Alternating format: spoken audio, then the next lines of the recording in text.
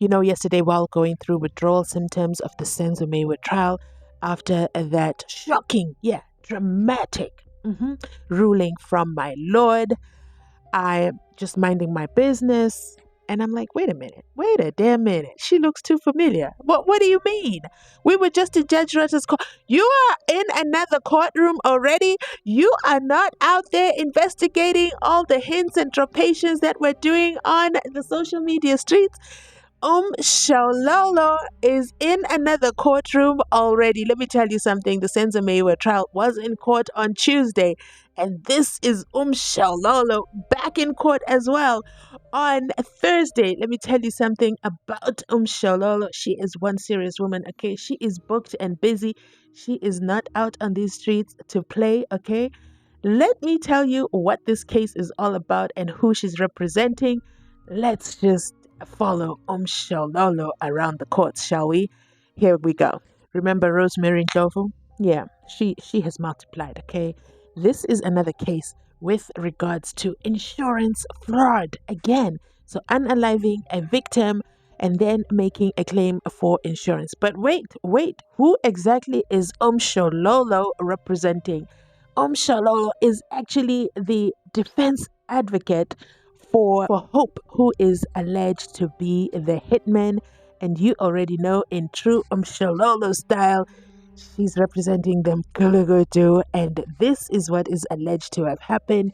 There is a Section 204 witness, but let me explain everything to you in case you're not already following this case. So, the witness in the 1.2 million insurance murder case has been grilled by Mshololo herself on identity of the alleged hitman. This is an article in the Sowetan Live, and it reads, Mshololo told the court on Tuesday that a witness known as Miss Ndai could not have identified Makata as she was frightened and shocked, just like Uzandi over there in the bathroom, but Zandi was very much able to do it. But you know what? I digress. Let's continue. When the murder happened, Ndai, a Section 204 witness, had earlier told the court that she and Motsielo, her aunt, lured their cousin, Gift Mogati, to their home in Brits Northwest and orchestrated his unaliving to claim the insurance payout. Ndai pleaded guilty in June last year to her involvement in the unaliving and was handed a 10-year sentence. Oh my goodness, what kind of courtroom is this? 10 years only? Why? Let's continue on. So according to Ndai, her aunt hired Makata to kill Mogati. Hope allegedly entered their home on March 2021, broke a light bulb, and stabbed Gift to his unaliving. Mshololo produced photographs that were believed to have been taken during an identification parade and said the person Ndai identified as Hope was not him. Ooh! Photos number 3 and 4 depict the person who was pointed out by you, Ndai, as accused number 2, Hope. This picture depicts the person that was pointed out by you and was taken by an independent photographer, Mshololo said. Ndai responded, the person who is depicted here is not the person I am pointing out. Mshololo then asked Ndai about the day Gift was unalived and if she was able to identify the alleged hitman.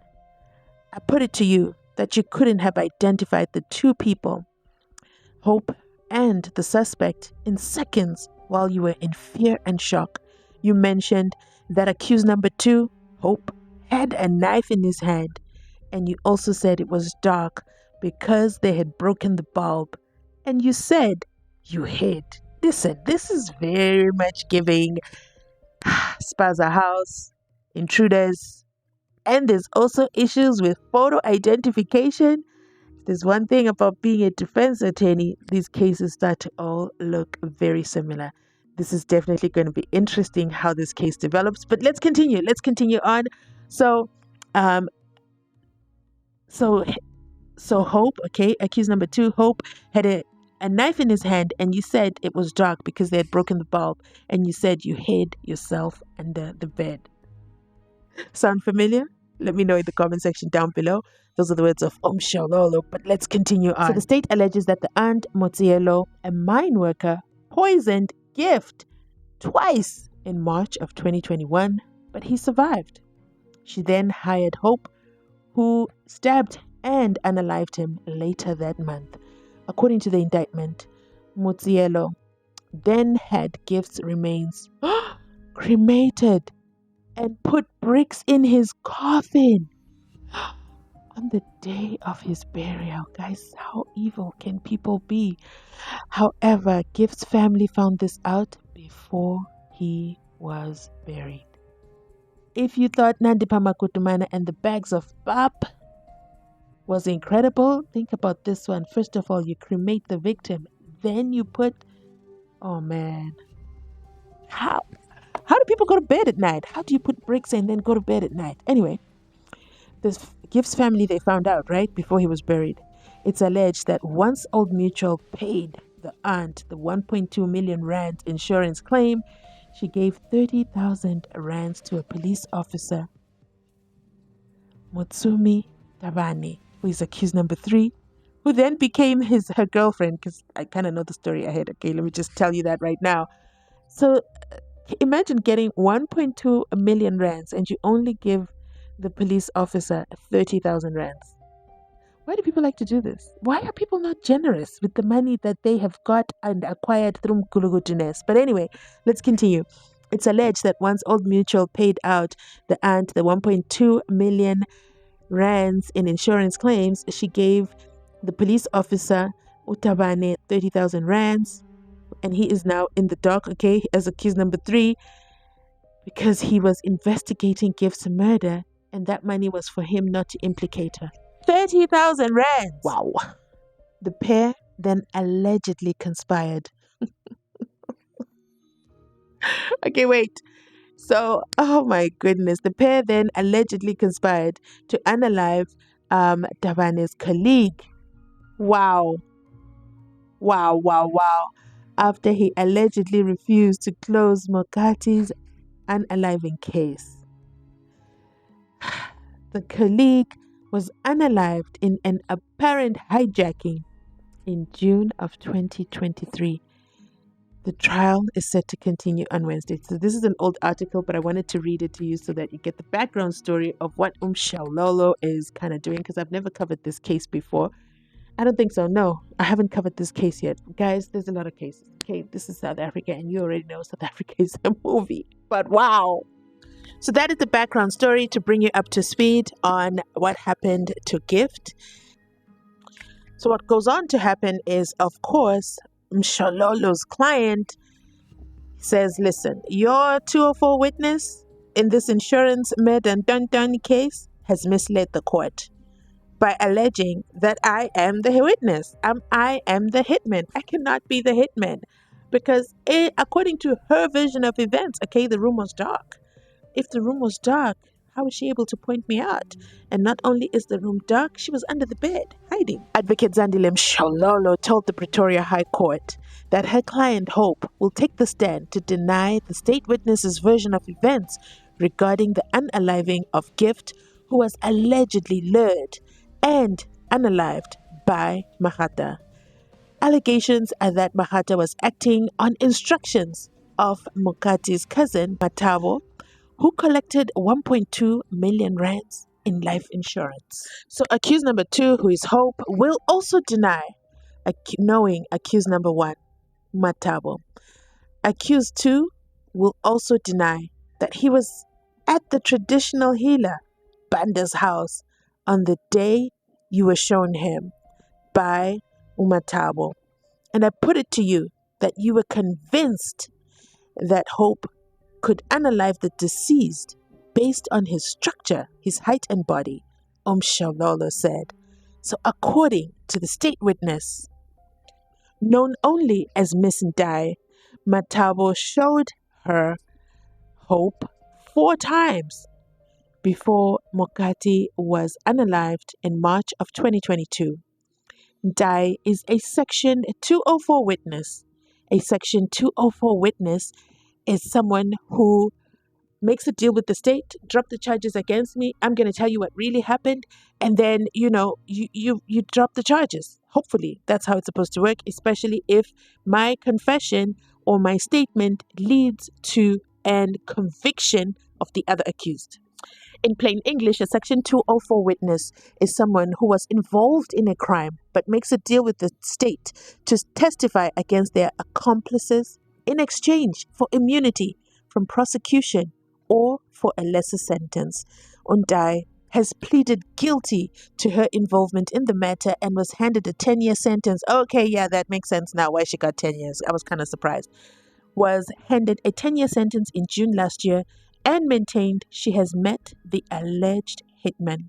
The state alleges that Matabo, a mine worker in Brits Northwest, poisoned Gift twice in March 2021, but he survived. She then hired Nkabi, who unalived him to death later that month. So according to the indictment, Matabo then cremated Gift's body and put bricks in his coffin on the day of his burial, which I've told you guys. Just imagine your family thinking they're burying your body only for Mgologoti to have cremated you. So she doesn't even respect the body. She's benefited financially, but now she's gone ahead and cremated the body and then put bricks in the coffin. I wonder who decided to open the casket, because that's how they found that, whoa, we're burying bricks and not our beloved Gift. However, the family discovered the plot before Gift could be buried. It is alleged that once Old Mutual had paid out Matabo the 1.2 million rands in insurance, she gave 30,000 rands to the policeman Utabani, who was investigating Gift's murder, so he shouldn't implicate her. They began a relationship, and then the two then conspired to unalive his colleague who was also working on the case, but he refused. Because he refused to close the docket. Yeah, dockets everywhere are a problem. It's not only the 121 dockets, it's dockets everywhere, okay? Especially when they're implicating someone who doesn't want to go inside Pagati within. Let me know your thoughts in the comment section down below. That is what Mshololo got up to this week after leaving Judge Ratha'S courtroom. Let's find out what else happened in this case. Matabo Mutsielwa reads like a scene from a movie script. She allegedly worked with her relative Rauhang Ndai to prey on their 21-year-old nephew Gift Mugati using hitmen, and then dated the investigating officer in an attempt to derail investigations. In the twists and turns of these shocking allegations is a family locking horns over Mugati's death. The Pretoria High Court heard from Gift's cousin, Jafta Ndai, who was with him before he was killed in a gruesome attack at their aunt's house in the Northwest. Under cross-examination by Mutsielwa's lawyer, he told the court that she coached them to make similar statements to the police.